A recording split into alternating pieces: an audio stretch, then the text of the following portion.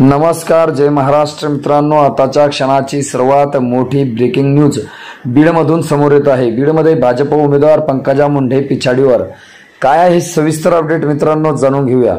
बीडमधून भाजपच्या उमेदवार पंकजा मुंडे सुरुवातीच्या काळामध्ये आघाडीवर होत्या, पण आता त्या पिछाडीवर आहेत। पंकजा यांच्या विरोधात उभे असलेले राष्ट्रवादी काँग्रेस शरद पवार गटाचे बजरंग सोनवणे सध्या आघाडीवर आहेत। पंकजा मुंडे पहिल्यांदाच लोकसभा निवडणुकीच्या रिंगणात उतरल्या आहेत।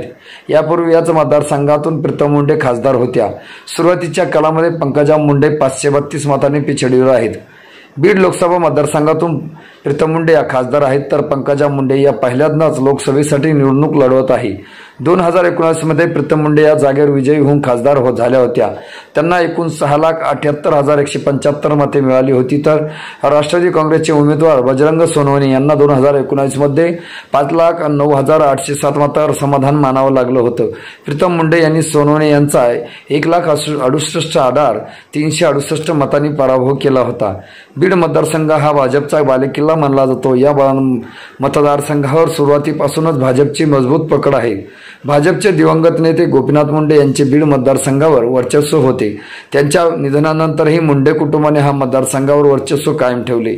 2014 आणि 2019 मध्ये प्रीतम मुंडे यांनी बीडमधून विजय मिळवला होता, मात्र यंदा त्याऐवजी पंकजा मुंडे यांना संधी देण्यात आली।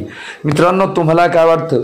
भाजपच्या उमेदवार पंकजा मुंडे ह्या बीडमधून विजयी होतील की राष्ट्रवादी काँग्रेसचे शरदचंद्र पवार गटाचे बजरंग बाप्पा सोनवणे हे विजयी होतील? तुमचं मत, तुमची कमेंट आम्हाला नक्की कळवा। भेटूया पुढच्या व्हिडिओमध्ये। तुर्तास धन्यवाद।